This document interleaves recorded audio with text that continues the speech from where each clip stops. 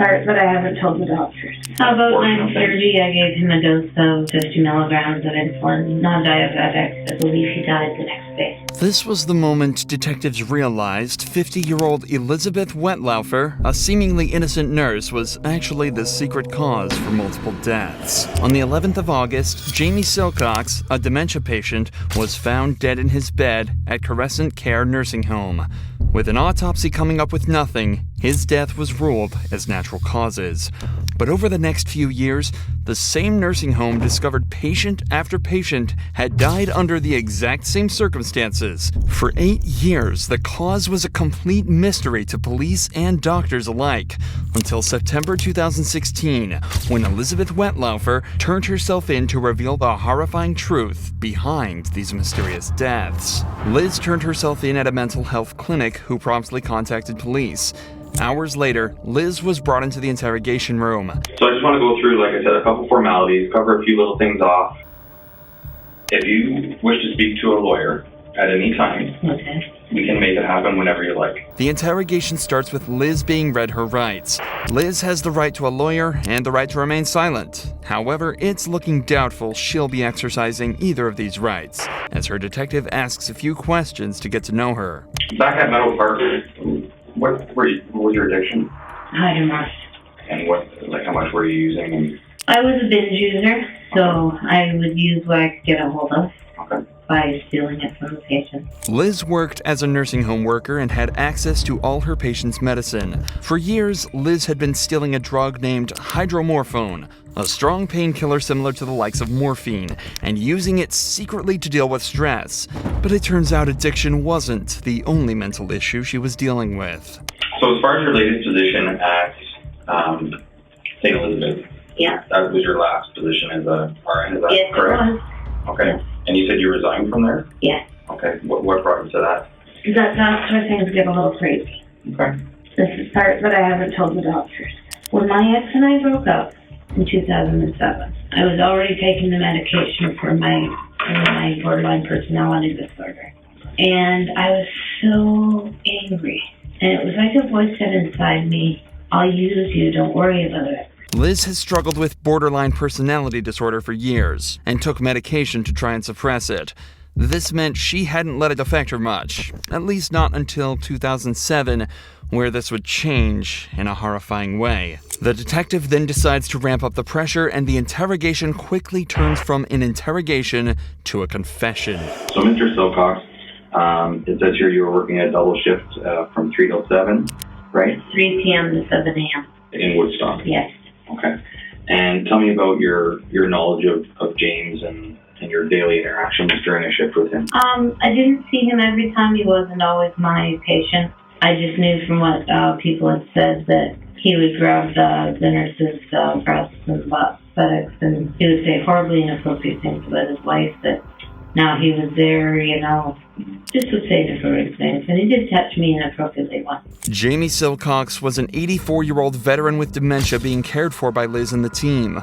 But one evening, care would turn to carnage as Liz began to fill with rage and made a choice that would change the course of her life forever. About 9:30, I gave him a dose of 50 milligrams of insulin, non-diabetic, and gave him an insulin shot. Throughout the night, he was yelling out, I love you, and I'm sorry. It's not to me, but just you could hear him calling out in his room, and that's what he was calling out. And then at 3:30, the PSWs came to me and said that he was gone. The doctor came in and said that his cause of death was from an embolism due to his post-hip. He'd had a hip surgery. Dr. ruled it embolism due to post-hip surgery. Insulin overdoses occur when someone takes more insulin than they need, regardless of if they're diabetic or not.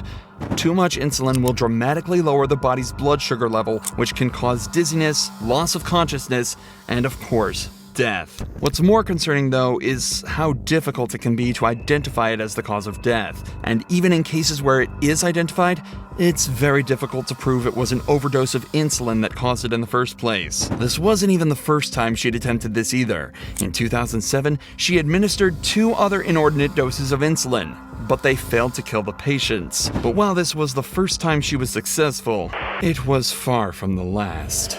Maurice, How did you pronounce Maurice's last name? Grenat. Is it Grenat? Okay. He was another one who liked to grab breasts and asses.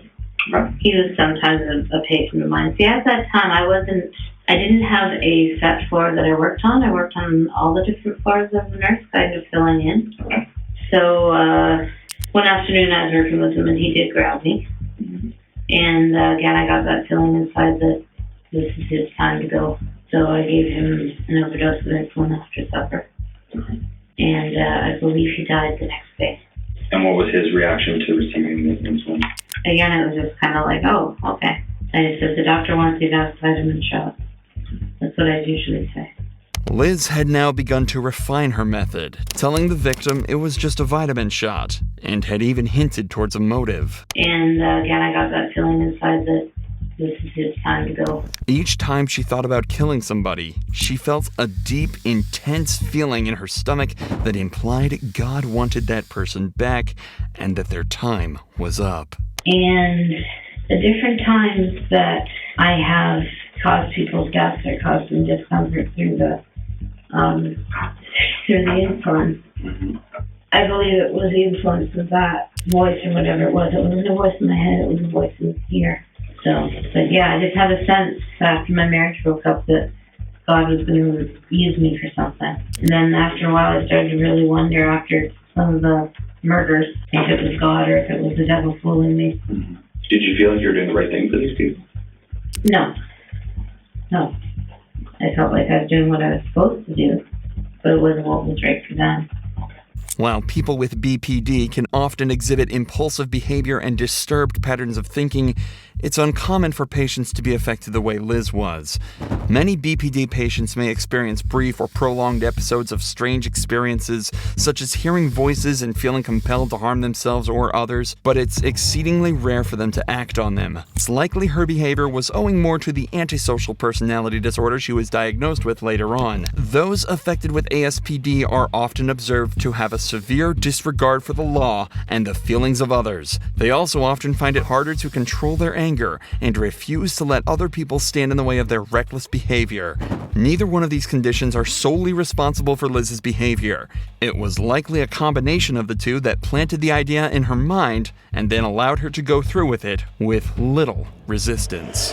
So Gladys, so this takes us to November of 2011 at Crescent Care. It says here Gladys was a type 2 diabetic and had dementia. How old do you think Gladys was? 92. 92? Okay. Tell me a little bit about Gladys. What was she like when you cared for her? Well, when I first started caring for her, she was walking and talking, and she had quite the spirit. She once punched a man because she overheard the nurses telling one of the gentlemen, "No, you can't push your wife around. You have to come with us." And she turned around and she said, "You can't treat a woman like that." Boom! And hit the man. And hit the man. So then we're all in a state of trying to keep them from fighting with each other and trying to keep them from hurting us. Right. Yeah, she was very spunky. But she went downhill fast. Did she? Eventually, she had dementia, didn't take her pills well, didn't eat well, very stubborn woman. And as always, one evening I just got that red surging feeling that she was going to be the one. And gave her insulin overdose. Did you ever get that feeling outside of work? No, never. No? Did you ever get that feeling going to work, knowing that something was going to happen that shift? No, it always happened at work. So, if I were to use the phrase spur of the moment, would it be something that you just have that feeling come on? Or yeah, I guess you could say that spur of the moment, but it usually start happening, focused on one patient, and then I would feel that red surging, which is what made me think it was God. Which I'm so embarrassed. Like I said, I'm not here to judge you. Right? I know. Right? I know.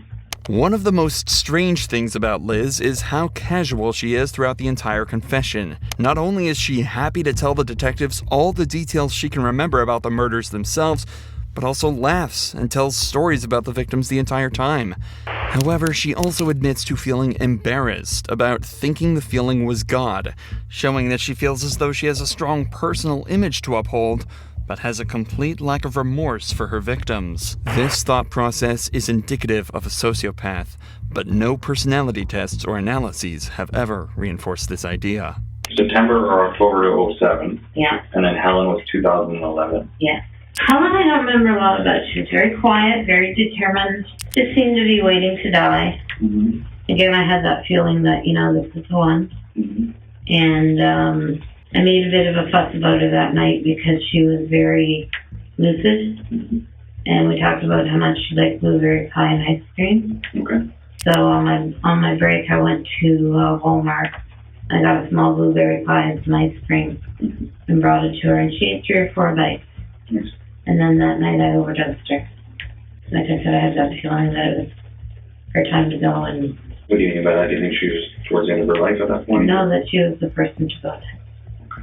And that was in your mind, in your stomach? Where was that feeling? In my chest area. And after I did it, I got that laughter. When would you feel that laughter? Would you feel it right after you injected it or once the person passed away? Both. Yeah. Both. As well as the feeling in her stomach before the murder, Liz also mentions feeling as though there's laughing coming from her chest. Given that it happens both as she's administering the dose and after she hears the victim is dead, this feeling is likely just an exaggerated feeling of gratification from knowing that her job has been completed. Psychopaths are thought to have a severe case of ASPD, and studies have shown that psychopaths also have a much stronger reaction to immediate gratification. This is what compels psychopaths to make more impulsive decisions, as they value the reward more than an unaffected person. And it's possible this just manifests in Liz as a more physical manner than usual, causing the almost euphoric laughing sensation. Just out of curiosity, how much insulin would it take to kill someone that wasn't diabetic? Or I don't know. You don't know that? No. You didn't know that as a nurse, that this amount? Or? No, there is no set amount. Okay. And I just simply just don't know that answer. There is no set amount. Okay. Different people would react differently to different amounts, is that fair to say? Yes. And would it obviously make a difference if they were diabetic or not a diabetic? Yes. You don't say a lot of negative things about Helen here. Did you get along with her okay? Did she ever do anything to harm you or? No, she was very quiet. It was just, I got that feeling that she's next, this is time to go. Liz had no problems with Helen, and even went out of her way to get her favorite food before killing her. This creates a strange dynamic where she obviously feels some form of remorse both before and after the murder, but still goes through with it without hesitation. But of course, the biggest show of remorse was when she decided to turn herself in the first place. Something that's understandable for a neurotypical person who's committed maybe 1 or 2 crimes, but almost completely unheard of when it comes to serial killers who have operated over the span of multiple years. She stated that she does understand the difference between right and wrong and never claimed to take pleasure from the murders, saying that she felt terrible after every single one and even tried to reach out for help on a few occasions. I can imagine it. Does it feel like a weight off your shoulders? Yes. So you've been carrying a burden for quite some time. And I've tried to get help a couple of times. Yeah, well, sometimes it takes a few attempts to finally commit to it, right? Yeah, I had a pastor that I told, and he prayed over me and told me I'd be fine. And that was God's grace. And then... When was that? That was Halloween 2013. And you kind of divulged to what had happened to you to that point in your life with involving these people? Yes. Okay. And where was that? That was here in town. Okay. Liz then went on to confess to 8 murders in total, as well as attempting it on 6 more people, some within just days of each other. She'd given in to the urges for 8 years in total, all the while knowing what she did was wrong, and frankly, disgusting.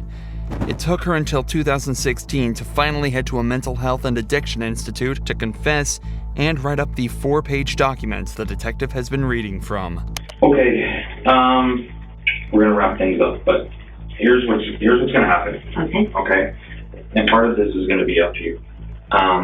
What are your plans going forward from here? I want to go home. Okay. I want to have a good night's sleep. Okay. I want to spend Thanksgiving weekend with my family. Okay. And I want to be available to the police at any time they need me. Okay. And if I have to come back for trial, I have to come back for trial. Unfortunately, Thanksgiving with her family is far from where she was heading. Instead, she was formally charged with 8 counts of murder, 4 counts of attempted murder, and 2 counts of aggravated assault. In 2017, she waived her right to a preliminary hearing and confessed in court to all challenges. On the 26th of June 2016, Elizabeth Wettlaufer was sentenced to 8 consecutive life sentences, ensuring the only good night's sleep she'll be getting for the rest of her life will be behind bars.